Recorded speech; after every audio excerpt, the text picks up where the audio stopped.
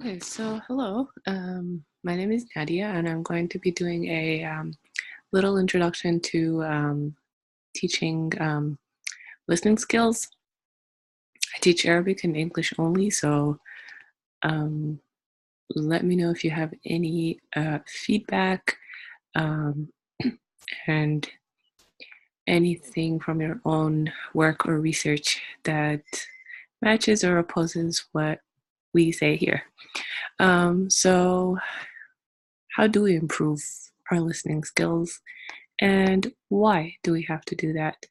Um, I've had an interesting journey teaching languages, and I have confirmed some things that we were taught when we were trained to teach, and there were some things that were kind of, I don't know, I'm thinking it needs a little bit more research. Um, but when it comes to the notion of do we should we improve our listening skills, I still believe that we do need to do this because if you are just one word off in some kind of listening, it can really affect um, your actions based on that word that you hear. So we're going to be trying some testings today and see how that goes. Okay, so I want to start out with some questions. So, what do you think listening skills are? Because when you're doing, when you're looking it up, you'll find general listening skills, and then you'll find linguistic learning skills. So, what do you think we're talking about here, and what do you think kind of overlaps and stuff? Um, have you ever thought about the mechanism we use to listen um, in terms of uh, our ears and how that works? And what else do we use? It's a pretty interesting skill, actually, that humans have, and maybe other creatures, but we're talking about humans here. Um, why do you think it is useful to increase our skills? I usually like to focus on work related tasks because otherwise the research would be too big. But if you're working in a place, um, why do you think it would be good to improve listening skills there? Okay, so are you a good listener, and how do you decide so? Um, so let's do some testing.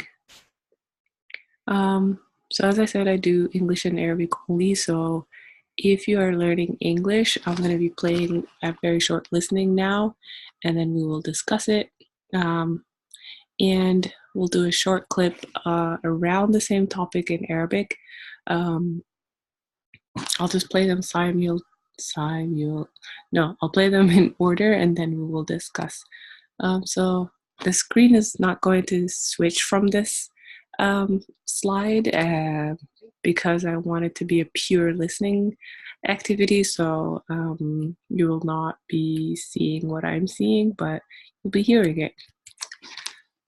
Okay, so here is the English version.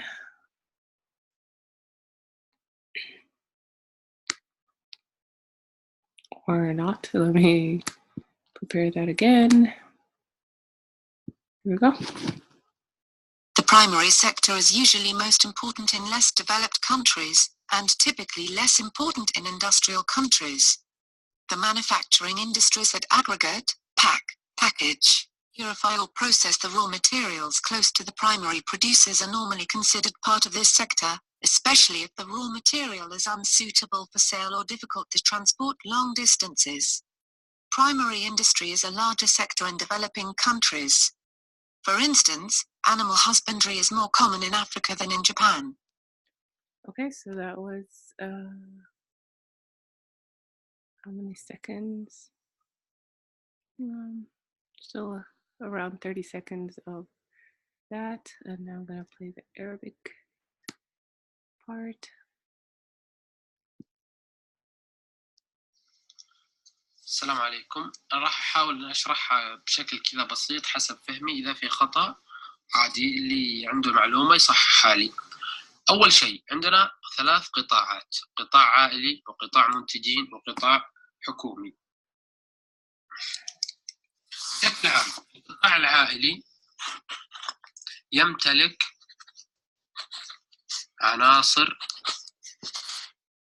عناصر الإنتاج. هو النقطة إن نعرف إن القطاع، لو قال لنا مين يمتلك عناصر الإنتاج نعرف إن القطاع العائلي. طيب سؤال، إيش هي عناصر الإنتاج؟ إحنا عارفين إن عناصر الإنتاج عبارة عن العمل والأرض رأس المال وغيرها. أوكي؟ طيب نيجي للحين العمل، بيقول شلون القطاع العائلي يمتلك الحاجات هذه. نفترض إن القطاع العائلي عبارة عن عائلة. القطاع العائلي عبارة عن عائلة، هذه العائلة مقسومة إلى قسمين: قسم الطبقة الكادحة اللي هم العمال، وقسم الأغنياء اللي هو أصحاب الأملاك. Okay, so that was 1 minute and 15 seconds of that discussion. Okay, so let's go back to our slide. Okay, so this is not going to be a very long video, so for now we just want to ask, what are the skills that we needed to utilize while listening to these clips, and how could we improve them? So there's a lot of frustration when people are learning listening skills, especially when they are going for some sort of language exam. But the frustration can easily be dealt with if we break things into steps.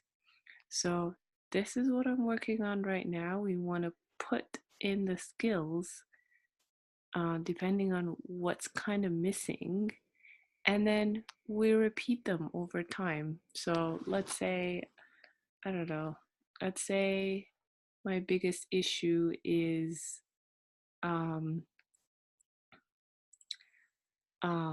distraction. So because it's repetitive, I'll just put it as a D. So if this is the issue, we want to listen the first time. And sometimes you don't really need to do all the comprehension questions as an adult, but you can just say that you listen to the same recording several times, and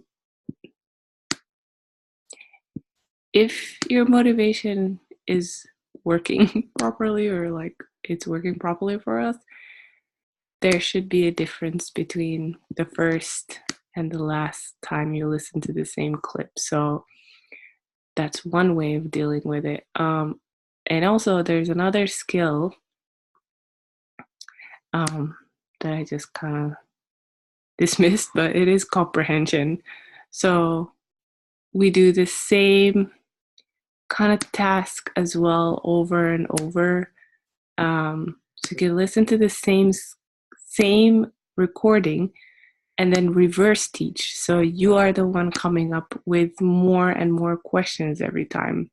So maybe the first time you'd come up with only one question for the listening. The second time you come up with 2, and then the third time you come up with 3, and so on and so forth. So it's the same listening, but you are creating more and more questions based on the same listening for your partner. I